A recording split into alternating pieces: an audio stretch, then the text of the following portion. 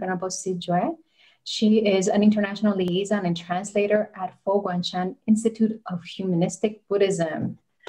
So thank you so much for coming today and joining us.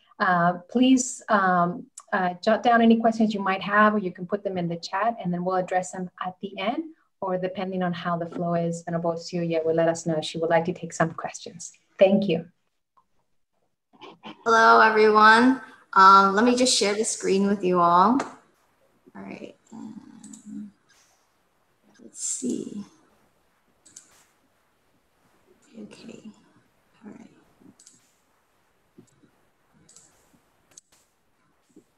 Can you guys see the screen?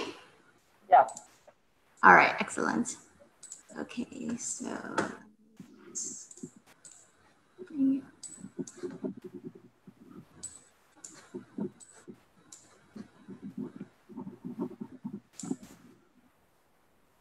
Okay, so first of all, good evening, good morning, good afternoon, wherever you are. Happy Halloween Eve. It's really good to be here, and what a surprise to see such a large turnout. And our topic for the next hour is Buddhism and psychology, breaking free from negative thinking. So before we begin, I would like to invite you to take out your phone and please scan this QR code that you see on the screen. And if you don't have your phone with you, you can also enter the URL into your web browser. So basically, if you have any questions at any time during the talk, you can submit it using the link. This is a great function on Google, so you can also see what other people have asked. And if you have a similar question, you can click thumbs up and upvote the question, and I'll be able to see your questions throughout the presentation. So this is a good way for us to interact throughout the talk. We're a big group this time, so some people might not feel comfortable about asking a question, so you can also do this anonymously through this link. If you have more personal questions that you don't feel like, you don't feel comfortable about asking it publicly, you can still do it on the link. So this allows everyone to have an equal opportunity to ask questions. And I might not be able to answer all of your questions just because of time constraints. And also we want to keep things on topic. So speaking of topic,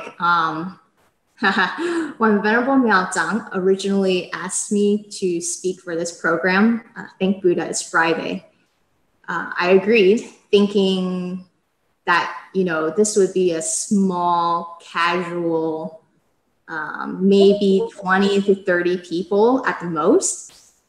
And she asked me what kind of topic I would like to talk about. They're like, does anybody know what happened?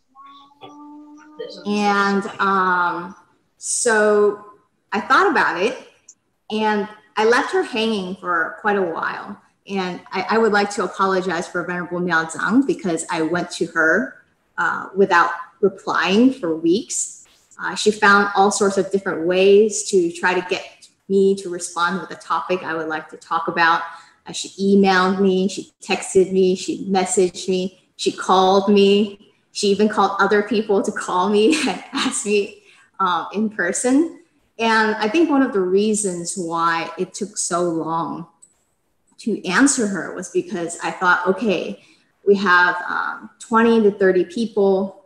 Thank Buddha It's Friday. It's a small group. We can probably be a little bit more personal, a little bit more practical, a little less heavy on terminology and principles. So I wanted to do a topic that was a little bit different than what I normally talked about, but still something that was interesting to myself and also something that other people would find interesting too.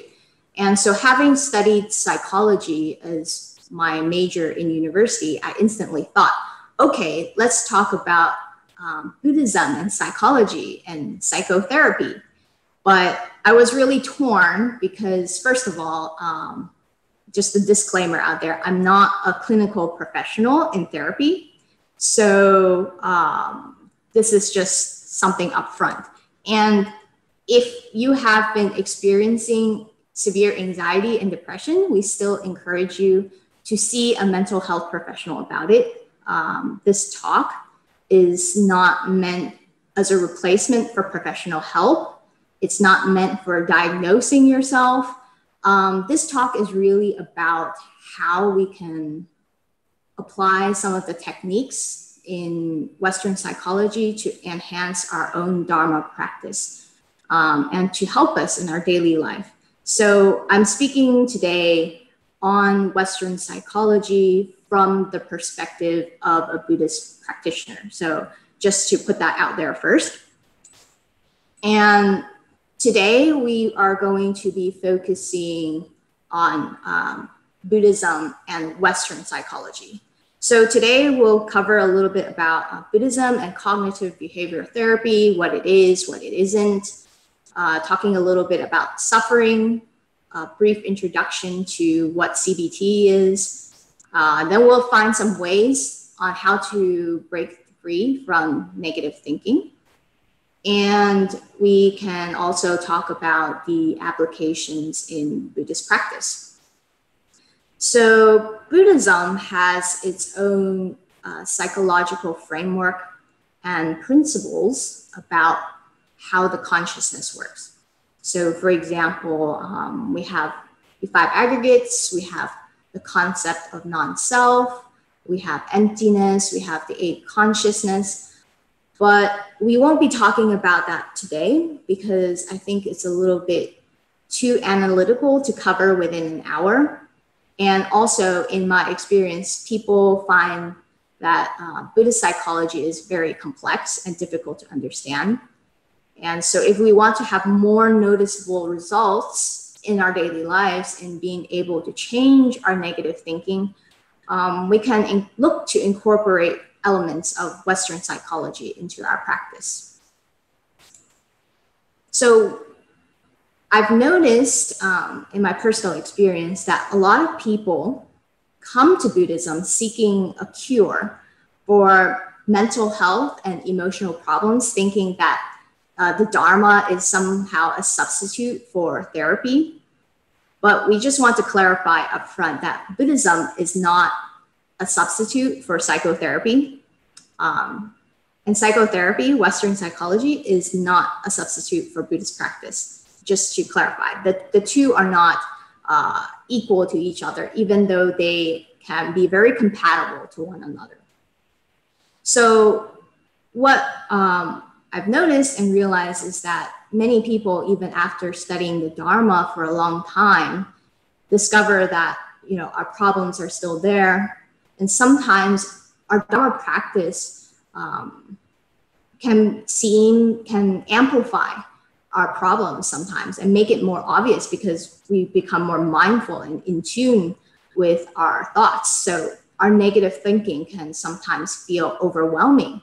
So in this case, when we don't see the results, even after our Dharma practice, it's very easy for us to give up, to somehow feel that we haven't tried hard enough, or we haven't meditated enough, that maybe I haven't prayed or chanted enough. So there seems to be this notion that if only we just practiced hard enough, then all our problems should be able to go away. And that doesn't happen, so we become disappointed. And it's also very easy for us to be on the other end. So when we see someone else still struggling after years of Buddhist practice, we might just say, oh, it's their karma, or it's probably because they haven't practiced. So we make it seem that if we practice hard enough, that we wouldn't have all this trauma, we wouldn't have anxiety, we wouldn't have depression. And I think that's a pretty dangerous thing to say. It's dangerous to equate the practice of Buddhism with psychotherapy, to say that Buddhism has the same functions as therapy, because it doesn't. So I think it's unwise to say that, okay, Buddhist practice is the only way to free ourselves from suffering. So why am I talking about Western psychology? Well, in Buddhism, we have two ways of viewing the world. One is conventional and the one is ultimate. So before we can talk about transcending this world, we need to first learn how to be able to live in this world. And one of the ways that we do that is by having good mental health. So mental health is the first foundation of successful Dharma practice. So for example, if we want to talk about non-self, we need to have first a healthy sense of selfhood. And what I mean by healthy, it means that it's appropriate. You're not overly afflicted. Healthy doesn't mean that you're happy all the time. It just means that we have a good balance of positive and negative emotions. So, for example, if our minds are overly afflicted and we only focus on suffering, then it becomes really difficult for us to build a good foundation for successful Dharma practice because we're too stuck in our own suffering to see anything else. So what we want to do today... I'm sorry to interrupt. Can you hear me? It seems your PowerPoint is not playing. We're still on the first slide. Oh, okay. Oh, thank you. Probably, let's see. Yeah, we did not see the code either. You should have let me know earlier. All right, let's try it again. Okay. All right, share screen. Sorry about that. I didn't realize until we were You see it now? Yes. Now we can see. Okay. So, all right. You can scan the code here. And the URL will still be up. Okay. So moving on. So to recap, can you see this slide? The one, did it change for you? Yes. Okay, all right, great. So to recap, basically, if you're experiencing difficulties in anxiety and depression, we encourage professional mental health services. And then we covered a little bit about the content, about what we're going to talk about today. Then here, Buddhism is not a substitute for psychotherapy. And then mental health is the first foundation of successful Dharma practice. So what we want to do today is use the approaches that people use in Western psychology to enhance our Buddhist practice. So that way we take our more noticeable afflictions, the bigger, more obvious sufferings, and try to eliminate them, and use this foundation to apply more advanced Buddhist teachings to eliminate more subtle afflictions. All right. Can you see this smiley face here? No, not a smiley face. We see. Well, yeah, a negative blue face. No. All right. No. No? No. Yes. Here it is. The human condition. There it is. Do you see it now? Yes. Yes. Okay, great. Okay, excellent. So now I have to keep checking to see that the PowerPoint actually runs. All right, so first we have to go back to the notion of suffering before we can begin to talk about our negative thinking. So as human beings, there's a lot of unpleasant things that we need to deal with. So for example, we get sick, we get old, we have to face death. Things don't always turn out our way. And most of the time it doesn't. And oftentimes we don't get what we want. And I think 2020 would be a perfect example of the suffering that we have to deal with as human beings, which is quite a lot. But even with all of this external suffering, we oftentimes compound or amplify it by adding more suffering on top of it. But we don't do it on purpose. No one wants to suffer. But I think it's also because we're so afraid of the prospect of getting old, this prospect of getting sick. We're afraid of suffering. We don't know what will happen if we don't get what we want. Or we have to deal with something that we don't want. So we make things a lot worse than it actually is. So there's just a story of my personal experience. I remember that as a kid, I really, really disliked going to the doctors. And it was something that I dreaded. I'm sure that many of you have a similar experience. So as kids, we had to get vaccinated, but I just did not like the needle. And I would cry and wail saying that I don't want to get a shot, but it still happened. I still had to get the shot. And as I got older, I realized how much unnecessary time and pain I was causing myself by crying and wailing. I disliked the needle, but eventually, I just had to suck it up and tell myself, okay, it's just a shot. It's temporary. And, if I just bear with it, eventually it will be gone. And did this without making a huge fuss. So in retrospect, it was really my fear of that needle that made the experience seem a lot worse than it actually is. And as we get older, we are pretty much still the same. It's just that our needle is slightly different.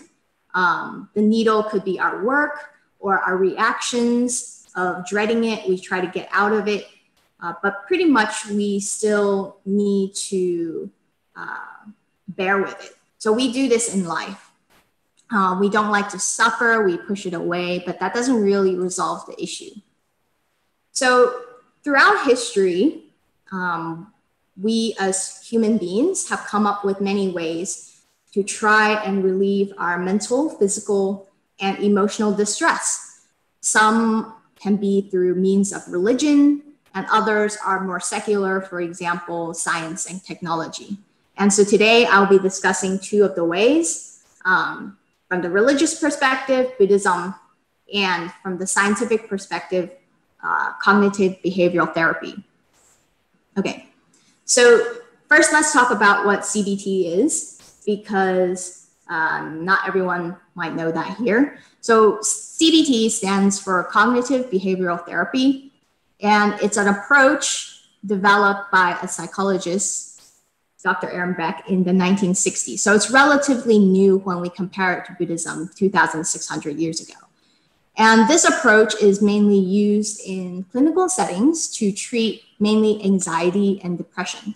Now, what really struck me about this approach was how different it is from our normal understanding of psychology, which we think of Freud and we think of Jung. And we usually think of psychotherapy or psychoanalysis about, oh, tell me about your childhood. And we think of our actions as being subliminal or unconscious desires. But CBT is not like that. Doesn't focus too much on your unconscious, doesn't focus too much on your family history. It really focuses on the issues that are present here and now.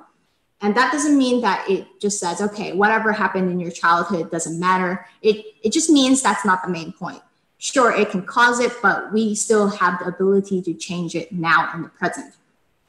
Okay, and so this is more of a short-term treatment, and it's more problem focused. It focuses on the issue rather on why this is happening. Okay, so today we're going to be talking about the intersection between Buddhism and CBT. Okay, so when I got to know about CBT, I was really surprised and struck by it because it was so similar between CBT and humanistic Buddhism. We can even say that the Buddha was the first cognitive behavioral therapist. So when the Buddha taught the Four Noble Truths, first he told us, okay, he acknowledged that there is suffering in our life. He identified the causes, and he told us that it was possible to end our suffering. and he taught us the ways. So if we look at it from the CBT perspective, this is really about analyzing the causes and changing our thinking and changing our behaviors so that we can eliminate our suffering. Okay, so some of the intersections between Buddhism and CBT is both of them observe, question, and alleviate suffering. Both of them provide a clearer understanding of reality, and it provides a more effective context in which we can cultivate new approaches to our struggles and personal development. So what's another thing that's really similar between CBT and humanistic Buddhism is that it doesn't dwell on the metaphysical. Instead, it talks about the here and the now. Okay. So here on the screen, you can see this triangle model of CBT. And basically, the theory, the model is that our thoughts have influence on our emotions and also our behaviors. But at the same time, our emotions can also influence our thoughts and behaviors, and how we act can also influence our thoughts and emotions. So this is the triangle model of the cognitive behavioral therapy. And basically, to put it in very simple terms, it's just how our feelings, our thoughts, and behaviors interact with one another. So for example, if I think that you are insulting me, I will feel angry about it, and I might react by punching you or ignoring you. So we see that these three come into play in such a situation. Now you might think, okay, just because you feel angry and you punch people, that's not going to solve the issue. You might think that it's a little bit laughable, but people do experience this kind of struggle in anger. So what we want to do is examine the three core aspects of CBT. Okay, so let's start with the first one. So emotions. The reason why I'm starting with emotions is it's something that we usually neglect. For example, we're always taught, don't be too emotional.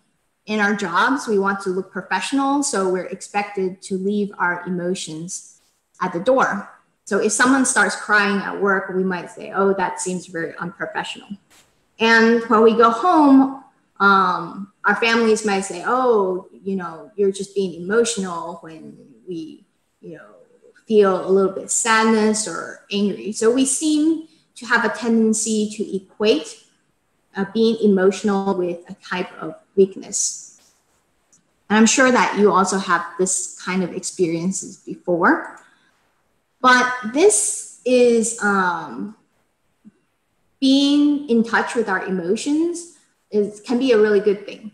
So we're evolutionarily wired to have more negative emotions than positive ones. So in ancient times, often we had to get away from predators so we don't die. And so we come up with the worst scenarios. We're always ready for fight or flight, and sometimes we just freeze. So having these sort of emotions like fear or disgust or anger can help us get our systems ready just in case we're being attacked. So having these negative emotions would be really helpful because it alerts us to the potential of danger. But the thing is, we don't like feeling unpleasant.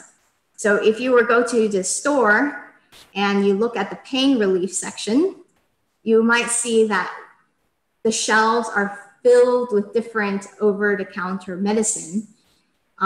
So we try to make the issue go away by suppressing the pain. But some medical doctors actually say that this can make things worse because without feeling any pain, you won't know that you might have a physical condition that needs to be treated, and it can worsen as a result. So likewise, feeling some sort of unpleasant emotion is a way for us to see that something is wrong. Something in the situation needs to be changed. So it can, in turn, be life-saving and life-transforming to have a little bit of suffering in our life. So for example, if you put your hand on a burning stove, you will feel pain. And instantly you will take your hand away. But if we don't feel pain, we will just leave our hands there and eventually we will be burnt.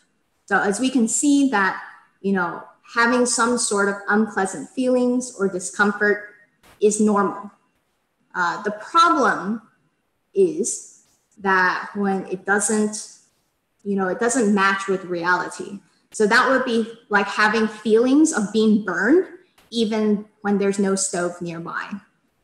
So one of the examples I like to raise is that one of our ITs in the office, Venerable Zhi, switched out my computer earlier this year, and I had a really hard time getting used to it because it wouldn't let me log onto any of my messaging services. It also refused to let me log in past 10 p.m. So it turns out that she had installed a super secure antivirus and parental control to keep the computer safe from hackers. But, you know, the antivirus software thought that logging onto messaging services was dangerous and a perceived threat. So I couldn't do any work. And I couldn't work after 10 either because maybe it's a sign that I have to go to sleep. But it's actually because our IT thought that suspicious people might be logging into the computer at night, which is kind of funny.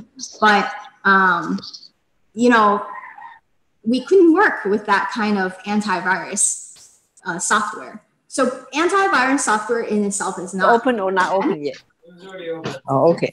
It's not bad, but what happens is that the library is not open. And so antivirus is not a bad thing, but what is more difficult is when it becomes, it sees everything as a potential threat.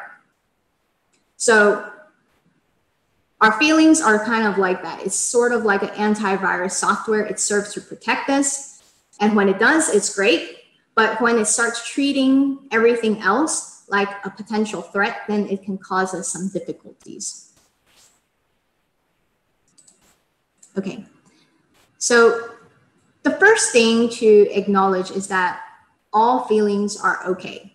So that's kind of a catchword that people might say to, that people in a clinical setting, so therapists might say to clients, it's okay to feel angry. It's okay to feel sad. Basically, whatever emotion that you experience, it's okay because that's your subjective experience. And telling someone that you shouldn't feel sad is like telling someone you shouldn't feel cold. So for example, in our office, we have to compromise over our thermostat because some people feel cold while someone else may be menopausing and having hot flashes. We can't just tell the person stop having hot flashes or stop feeling cold. So in terms of our own feelings, it should be the same as well. We need to be okay with feeling different sort of emotions. They're not good or bad. They're just really reactions to what's happening in the world. Now, the problem is that we often confuse thinking with emotions. We're pretty terrible at separating our emotions from our thoughts. So for example, if I ask, how do you feel about that? Some people might say, okay, well, I think da da da da da da da. And I do it too.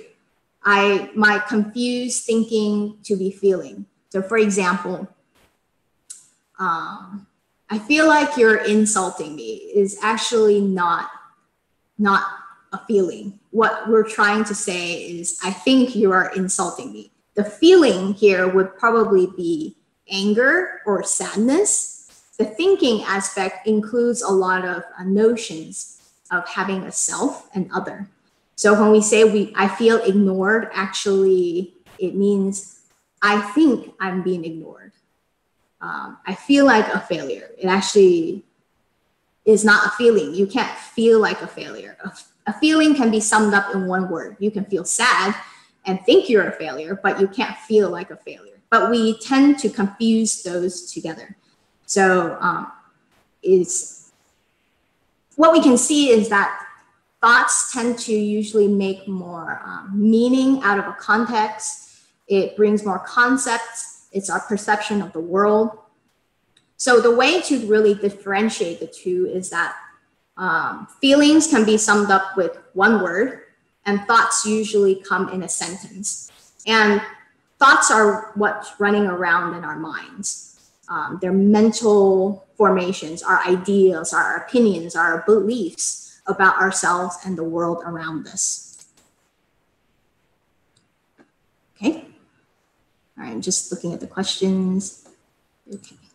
Okay, so now we're going to try to do an exercise to kind of get everyone thinking about their feelings and thoughts. So what I'm going to do is show you a series of statements, and you're going to determine whether it's a thought or a feeling. This is really important because in order for us to break free from negative thinking, we need to be able to separate it from our feelings. Like we said before, feelings aren't bad in itself, but our thoughts can also influence our feelings. So please raise your finger if you think this statement is a thought. Raise 1. If you think it's a feeling, raise 2. And then you can see how everyone's doing. Okay, so this one very obviously is a feeling, right? So I feel happy. Happiness is a sensation, a pleasant sensation that you feel in terms of a context, but there's not much of other contextual elements into it. So for example, the next one, I feel sorry for you. Is this a thought or is this a feeling? Okay, so this one, it becomes harder and harder. This one, the feeling would probably be more like pity or compassion, but this one is actually more of a thought because there is a concept of an other. Remember, thoughts are concepts about yourself, about other people, and the world. So this one would be a thought. Okay, I feel like I'm a loser. Is this a thought or is this a feeling? Okay, so this one is a thought. You might feel sad, but and you might think that you're a loser, but this is a statement that we often confuse to be our feelings. So we need to differentiate the feelings of sadness and the thought that, you know, I'm a failure or I'm a loser. Now, why is this important to separate and identify our feelings from our thoughts? Because oftentimes our thoughts are not rational. I mean, feelings are just feelings. They're triggered by our thoughts. So if our thoughts are irrational, then most of the time our emotions will be led astray. It will be negative as well. So for example, if I think someone else is criticizing me, then most likely I will respond in anger. But if I think that they're having a bad day, then I won't feel as angry and maybe I would try to help them. Now, if I think that they're criticizing me and I'm a failure, obviously I will feel sad about it and my behavior, maybe I'll become withdrawn or we will cry about it. But if we're thinking that they're actually helping me by pointing out my mistakes, then I would feel happy. So here we can see the relationship between our thoughts and our emotions. So let's just look at the questions so far.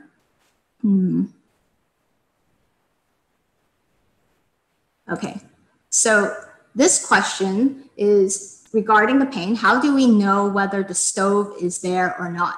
How do we know what's real or not?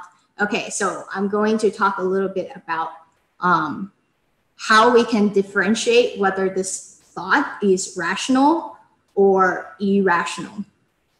Okay. All right, so Venerable Master, he says that the difference between ignorance and enlightenment is just in a thought. A thought of ignorance may cause sorrow and pain, while inspiration or enlightenment can bring out the sun of wisdom. So if we change our views and outlook on life, we can also change our destinies. Now, how do we determine which kind of thoughts are rational and which are irrational? So we need to take some steps to resolve this issue. Some of the most common unskillful thinking styles are below. First of all, we think it's all or nothing. If I fail a test, that means I'm a failure. Or I have to pass this in order to be successful. So we tend to have this dualistic thinking, right? But in reality, it's not as black and white. It's a lot of shades of gray. And another thing that we might do is that we have a lot of mental filtering. We like to seek evidence that supports our own concepts of the world, and we discredit anything else. So for example, if I think that people are judging me, even if they were to say hello to me, I would discount that and say, well, maybe they're just being nice and they don't really mean it.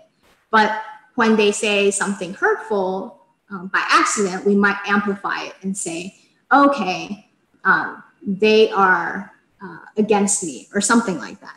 So we have a lot of cognitive distortions. Another thing that we do is emotional reasoning, assuming things that because we feel a certain way, that must be true as well. I should or I must do this. We jump to conclusions without even taking the time to examine whether it's true or not.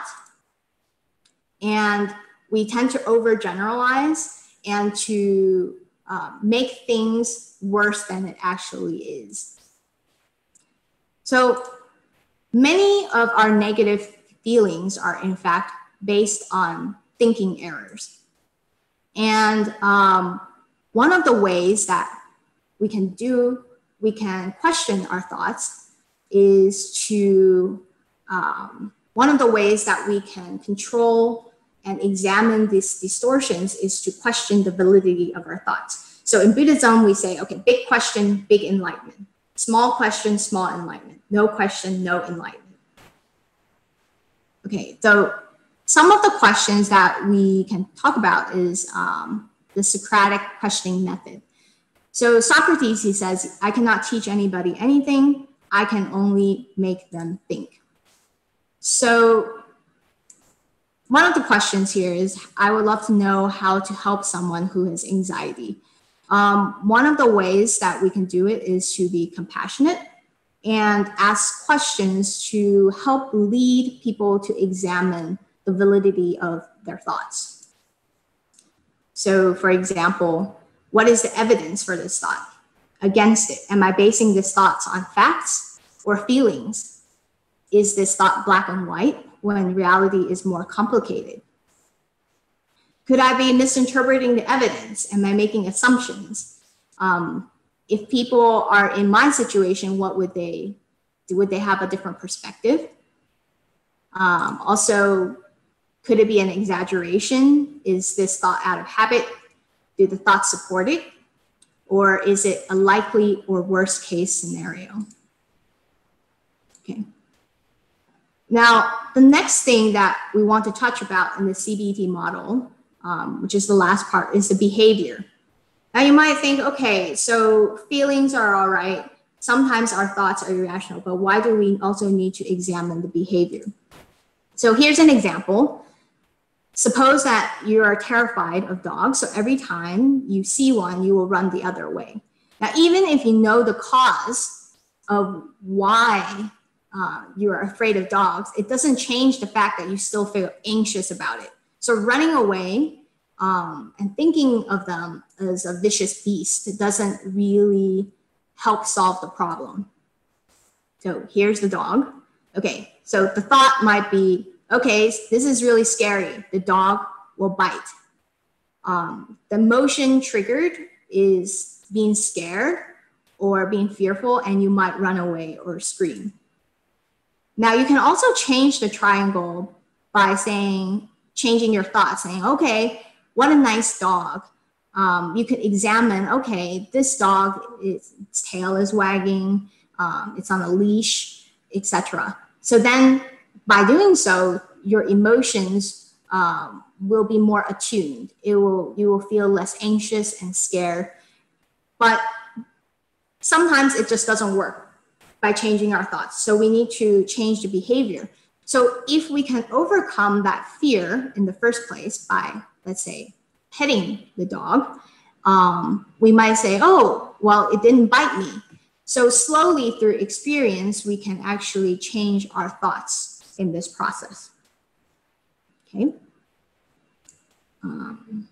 So I'm just going to start wrapping it up because it's almost time. So let's talk a little bit about applications in Buddhist practice. So the CBT model, I feel like it's a good three trainings model. So for example, oftentimes we talk about our emotions, and a lot of people are into mindfulness in order to kind of stabilize our emotions.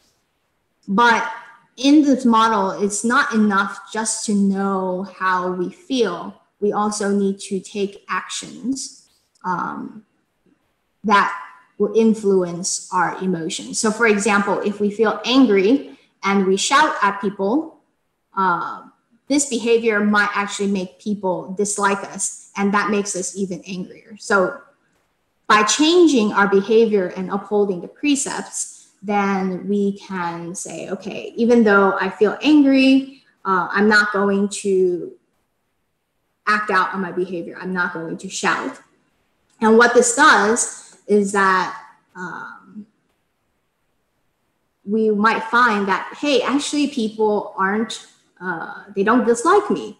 So that shows the irrationality of our thoughts. So this is a good model for us to use in terms of determining whether our thoughts are rational, being okay with our feelings, and changing our behaviors. So if we want to talk a little bit more about how to apply this into Buddhist practice, I think CBT would be a good way for us to use before we go into the transcendental aspects of Buddhism. And there's a quote from the Sixth Platform Sutra saying that if our mind is in balance, then where is the need to work at morality? If your behavior is correct, what use is meditation to you? I just want to point out here that the sixth patriarch, Huineng, actually says that, the importance of morality is not to discount meditation. Meditation is still very useful, but what we need to see is that precepts are important because it can influence our emotional states.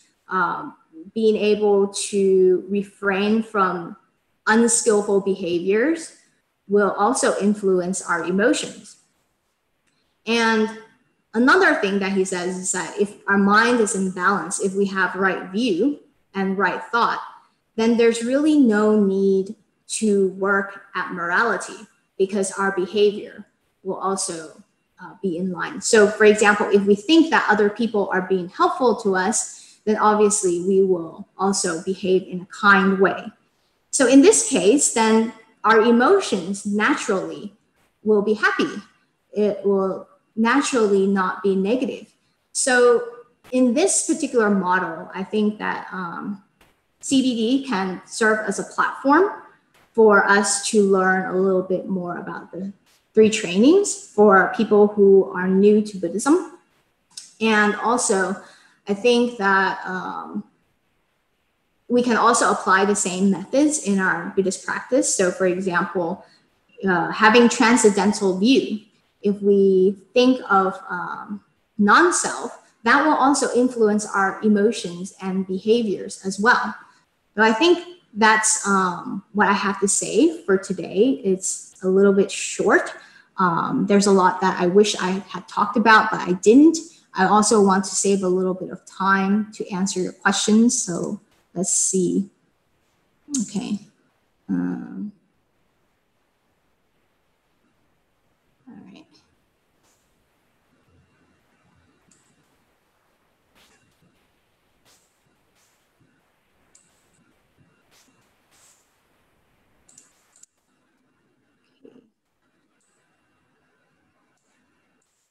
Okay, so Saiba asked this question: what are some differences between CBT and Buddhism?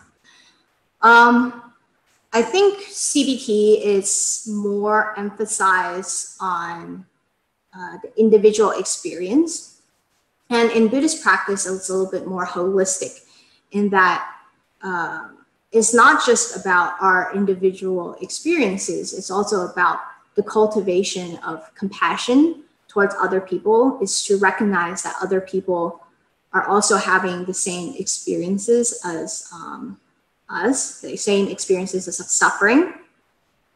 So what we want to do is to incorporate CBT as a foundation to recognizing our thoughts, to recognizing our own behavior, and be able to eliminate or to at least decrease our own suffering, so that we aspire to be more compassionate to other people.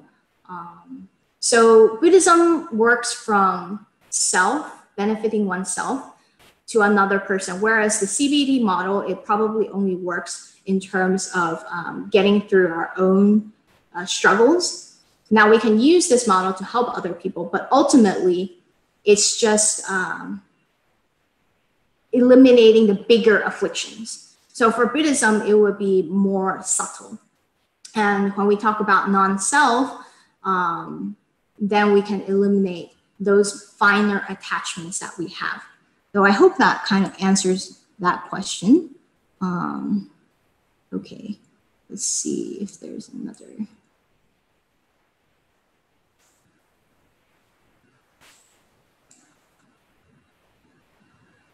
Okay, so helping someone who has anxiety.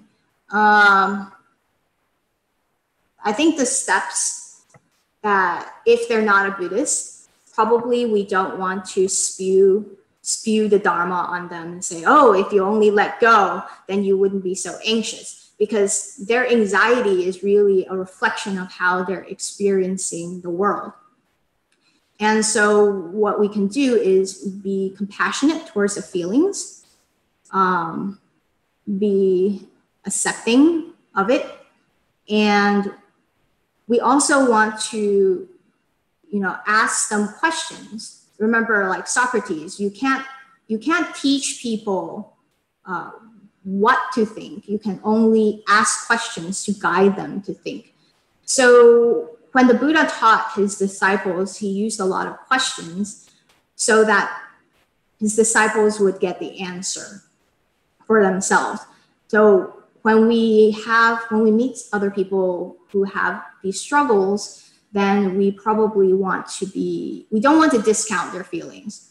We want to ask questions that guide them and you know, just let them know it's all right, but also let them see that maybe some of the thinkings could be irrational through asking right questions like, oh, well, can you think of a time where, you know, people were nice to you, or is this really true, etc. So I think that would be the best way. And if it's very severe, again, we recommend that, you know, to apply this method with them as well. Okay, so let's see. Okay, I think I am going a little bit over time, so I'm going to pass it back to Angelica. All right, thank you.